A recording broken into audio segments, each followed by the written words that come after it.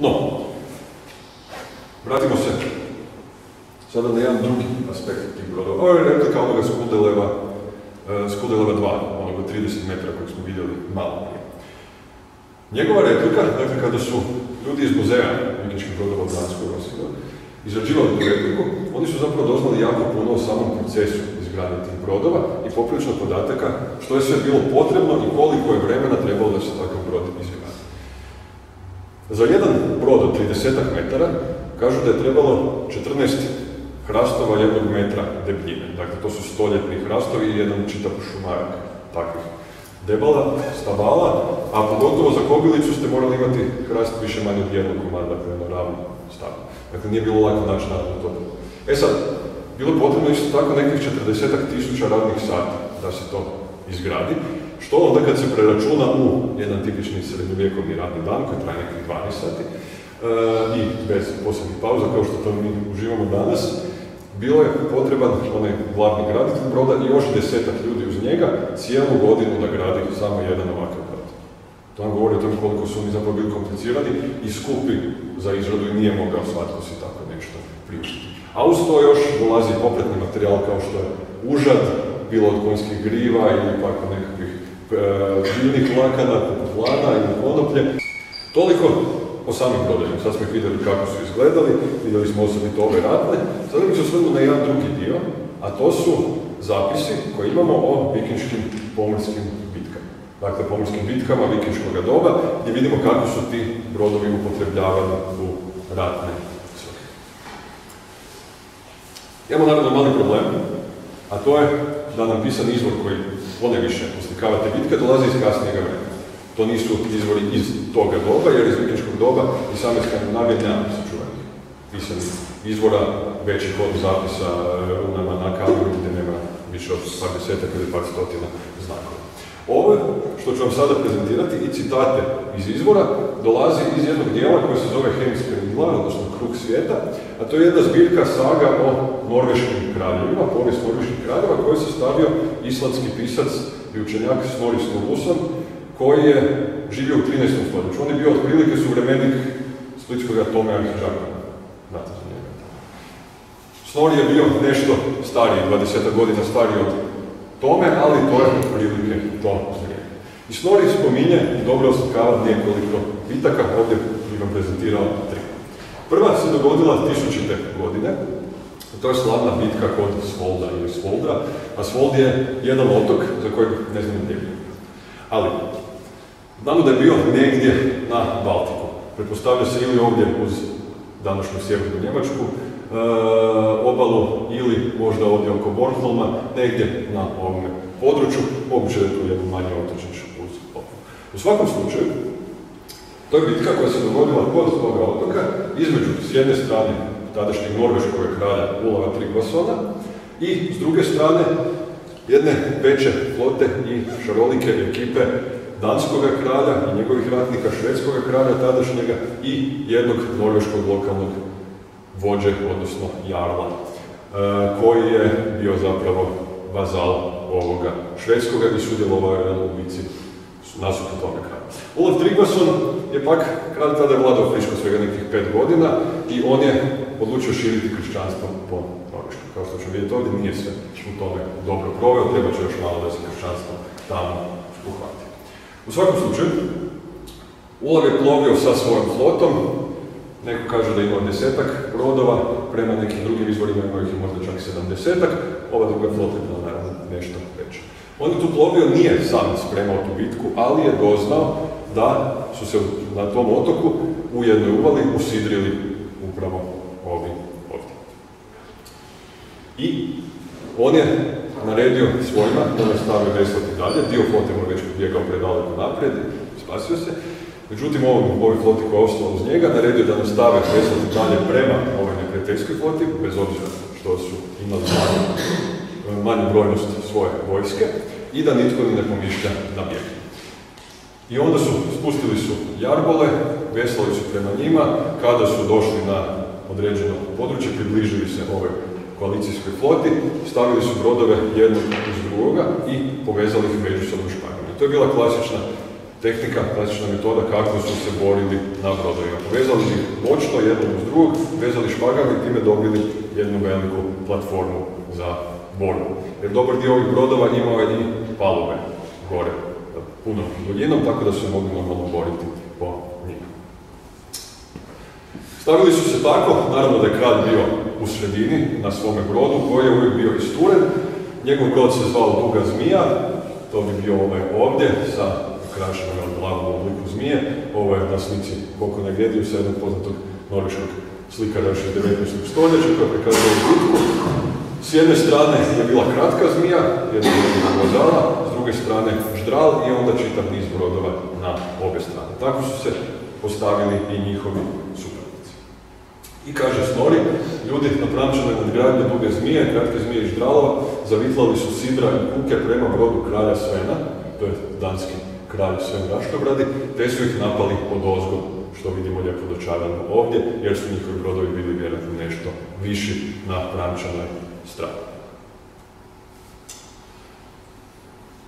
Jedan od ove koalicije, to je bio Erik, koji je bio Norvežanin, ali protiv kralja Olava, je sa svojim brodom Vartijem bio slobodan, on nije bio privezao svoj brod i s njim je isplovio dalje i stigao je uz krajnji brod kralja Olava, dakle to je onaj brod koji se nalazio na kraju cijelog tog niza povezanih brodova, te plutajuće platforme, oslobodio ga posade, što u principu znači da ih je pobio, pobacio u more, riješio taj brod, presjekao užad koja ga je spajala s drugim brodovima, potom je napao sljedeći brod ovoga i borio se dok i taj nije riješen. Tada su se ljudi s manjih brodova sklanjali na velike, no Jarl je presjekao užad svakog broda, čim je ovaj oslobođen posade. I tako su Danci i Šveđani prišli na strijelomet sa svih strana oko brodova kralja Olava. Dakle, to nam pokazuje klasičnu taktiku u toj bici gdje bi se prišlo na isturenom brodu, kada bi se maknula njegova posada, odsjekli užad i zapljenili taj brod. Brodovi su se uzimali kao plijen, vidjeli smo zašto, jer bili su izrazito skupi i vrijedni. Ova titula koja se javlja ovdje Jarl, to se u principu prevodi na engleski Earl, što bi bio neka varijanta našemu grofu, međutim u ovo vrijeme je malo teže o tome govoriti kao grofovima, pa ga zato stavljam u ovom obliku ovdje. Bitka je sada krenula u punom jeku, bitka je bijesnila kada s udarcima, mačevima i sekirama, ubodima kopnjima, bacalo je sve što se moglo nazvati oružjem, neki su odapinjali lukove, drugi su bacali s ulice. I bitka je tako bijesnila neko vrijeme, dok nije ostao zapravo samo Olav Tryggvason, dakle norveški kralj, i oko njega njegovi najhrabriji ratnici koji su se okupili oko kralja na pramčanom dijelu broda. No, malo po malo, ova koalicijska flota je približavala se sve više i više samome kralju, čak je kralj ranjen u jednom trenutku u ruku, no to nije spriječilo da se nastavi boriti dalje, no kada su došli ipak preblizu, kralj je vidio da nema više spasa i u jednom trenutku bacio se sa broda u more, no kako je bio u oklopu, onom verižnom žičanom oklopu, utopio se. Za njim su krenuli i njegovi drugi ratnici u tom trenutku tek u bijeg, nisu smjeli pobjeći prije kralja.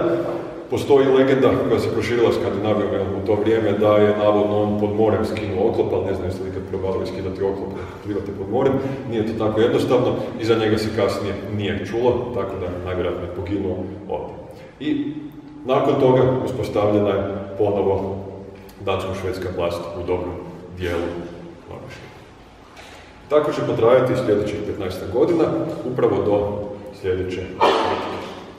A to je bitka kod Nesjara u Norveškoj, ovdje malo ovaj reflektor blješti previše, no tu je glavni grad, tu je Oslo, i ovdje otprilike se nalazi Nesjar, isto to je jedan naziv koji se danas više tamo ne koristi, to je na području Larvika, a tu su usput pronađeni oni najluksuzniji brodovi s početka predavanja. U ovoj bitci sad sudjelovao je na norveškoj strani Olav, ponovo, ali jedan drugi Olav Haraldsson, koji će uskoro biti poznat kao Olav Sveti, prvi norveški i skandinavski svetac. On je sudjelovao u bitci protiv Jarla Sveina, dakle jednog čovjeka koji je bio vazal švedskog kralja, koji je vladao dobrim dijelom Norveške u ime švedskog kralja, a Olav se, friško pokršten iz Normandije, vratio u Norvešku kako bi ju osvojio cijelu. I došlo je tada do bitke Olav je saznao da su upravo kod Nesjara Svein i njegova flota. Isplovio je iz Vikena, ovog velikog fjorda, došao je do Nesjara, došao je tamo taman u subotu, dan prije Cvjetnice. I tamo su stali, prespavali, sljedeće jutro kada se Olav probudio, počeo je bodriti svoje ljude, dakle na Cvjetnicu. I ono što je zgodno i zanimljivo u ovoj priči jest da je tada, prije 1002 godine, Cvjetnica padala točno na isti dan kao i ove godine, 25.3. U svakom slučaju, Olav je krenuo bodriti svoje ljude, da će se boriti, da ne smije nitko pobjeći i da, kada će veslati prema neprijatelju, da vežu svoje brodove jednog uz drugog. Pa kaže dalje u jednom trenutku, no ako ga susretnemo, Sveina, i bitka započne, tada neka naši ljudi sakupe naše brodove i budu spremni da ih prevežu zajedno. Ostanimo u početku u defanzivi i štedimo projektile umjesto da ih potrošimo beskorisnim bacanjem u more. No kad bitka doista započne i brodovi su međusobno privezani, tada se borite svom snagom i neka svaki pokaže svoju muževnost. Dakle, vidimo tu malo razrađeniju taktiku i da ne želi srljati u napad, nego kada sve bude precizno razrađeno, da se onda nastavi. Olav je na svome brodu, koji se zvao, isto ima jedno ime, zvao se Karlhofti, što znači čovjekova glava. U slobodnijem prevodu zvan je tako, zato jer je na pramcu, kaže isto Snorri, imao izrezbarenu drvenu glavu kralja nekakvog, ne kaže točno koje kralja, ali tu glavu kralja izrezbario sam Olav, ni više ni manje. Da li je to bio autoportret?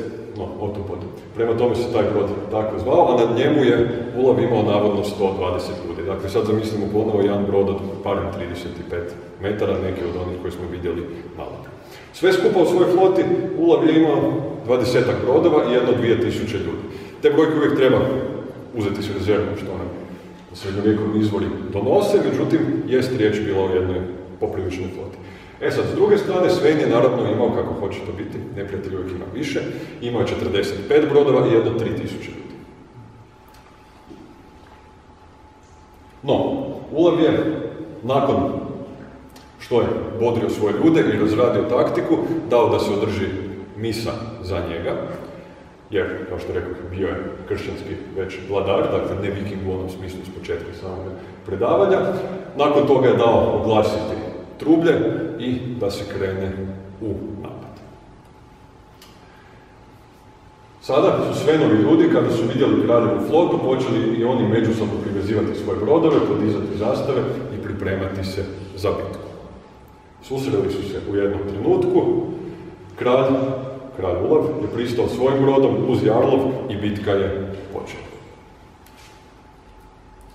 Bitka je najžešće bjesnjala, dugo se činilo neizvjesnim kakav će biti ishod, mnogi su pali na obje strane, a premnogi su bili ranjeni. Naravno, puno deblji kraj je izvukao Svein i njegova flota, jer Olavovi su bili i puno probraniji ratnici, kvalitetni ratnici, ali svi su bili oklopljeni. Imali su kacige, imali su verižne žičane oklope, dok Sveinovi nisu bili tako dobro naoruženi. Kaže Snorri da sa Olavove strane nitko nije pao, to je malo teško naravno vjerovati, ali u svakom slučaju bolje mu je išlo. Onda su još mnogi na Jarlovoj strani počeli padati, potom su kraljevi ljudi napali Jarlov brod i umalo se popeli na njega. No kada je Jarl vidio kako stvari stoje, pozvao je ljude na pramcu da presjeku užad i oslobode ga, te su to i učinili. Dakle, i njegov brod isto bio u sredini, pozvao je ove koji su bili tamo da presjeku užad kako bi mogao otploviti, pobjeći. Međutim, Olav ne da. Potom su kraljevi ljudi bacili hvatače kuke, dakle na užad, na kljun ratnog broda, Jarlovog, i čvrsto su ih držali. Onda je Jarl zapovjedio pramčanoj posadi da odsijepa kljun, dakle da ga sjekirama sasjeku u potpunosti, što su ovi i učinili. Uništio svoj brod, međutim njemu je njegov šogor sa manjim brodom pristao sa strane uz njega, on je prešao na taj brod i pobjegao i spasio se. Olav ga je pustio da pobjegne, međutim nakon ove bitke, ovo je bila odsutna bitka kojom je Olav pokazao svoju premoć i on je ujedno prvi vladar koji će osvojiti više manje cijelo tadašnje norveško područje, što je nešto manje nego što je Norveška danas, ali jedan dobar dio Norveške.